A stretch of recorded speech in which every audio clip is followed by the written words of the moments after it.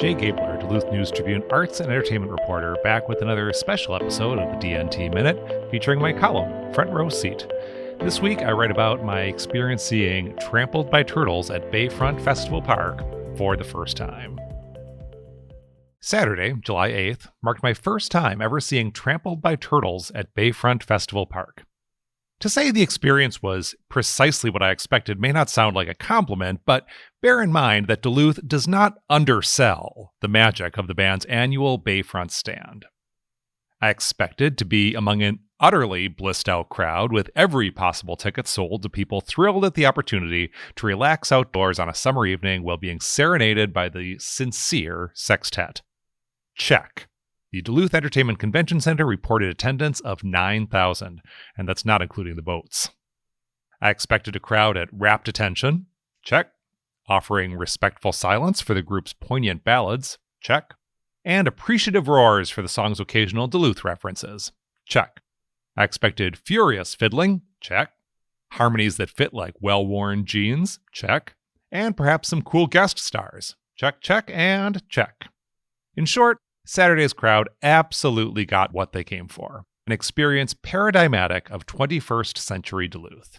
The show has become such a reliable draw that the deck offers it as an exemplar of the benefits live entertainment can bring to the community, both intangible and, to the tune of $2 million, very tangible indeed. That's what they estimate the total economic impact for Duluth is. Trampled by Turtles' stacked set comprised a well-curated selection of songs from across the Duluth-born band's two-decade career.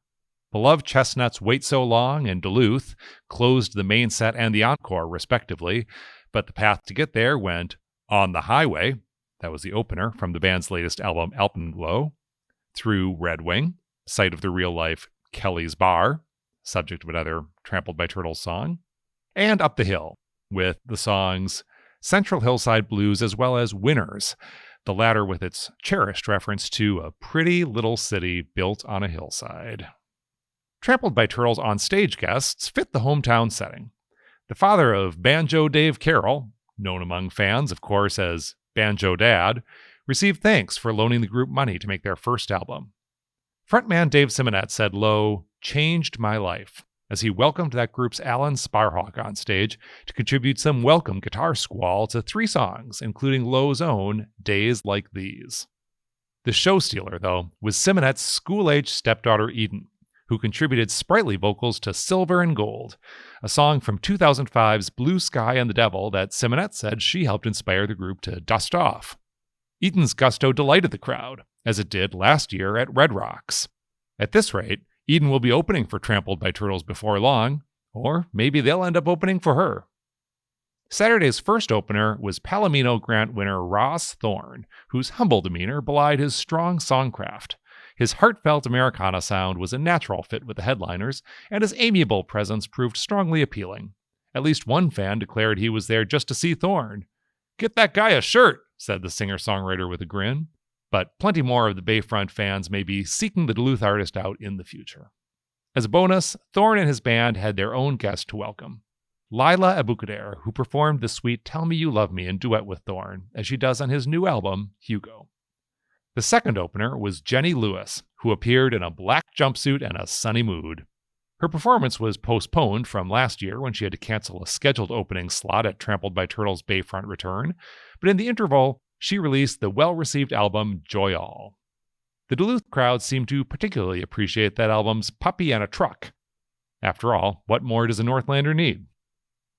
Though Lewis's acclaimed discography stretches back nearly a quarter century, initially with her former band Rilo Kiley, Saturday's set was no nostalgia trip. She leaned into the musically breezy but lyrically incisive songs from her recent albums, with the epic Late Bloomer, from 2014's The Voyager, a particular standout. She did not omit Head's Gonna Roll, locally famed for its reference to a narcoleptic poet from Duluth, although the song is hardly a recommendation for others to seek out such a companion. In addition to their copiously expressed affection for Duluth, Trampled by Turtles added their own geographical nod of sorts to Minneapolis, a city from which plenty of their Bayfront fans commuted for the show. The band's 3-song encore began with a cover of Nothing Compares to You, with bassist Tim Saxhog contributing plaintive lead vocals. With songwriter Prince's 2016 death still feeling painfully recent for his fans, Nothing Compares complemented Simonette's lyrical themes of love, memory, and community. Low fans were also surely thinking of the late Mimi Parker, who was particularly proud of 2021's Hey What, the album containing Days Like These. As celebratory as Saturday's show often was, it also marked the passage of time and the inevitability of change. Given how firmly established Trampled by Turtle's Bayfront gigs are on the local concert calendar, it's remarkable to realize that they've only been a tradition for 10 years, and that the venue itself only dates back about twice that long in its current configuration. Whether the summer shows go on for another decade or the band decides to take a break, their fans will never forget Days Like These. That's this week's column. I'll be back next week. What will I be writing about? Honestly, I cannot tell you. Not because it's a secret, because I haven't decided yet. I'm working on a lot of stories. I find them all fascinating, but I guess I'm biased. Not quite sure which one will become next week's column, so you'll find out, as will I, next week. Until then, I'm Jay Gabler, Duluth News Tribune.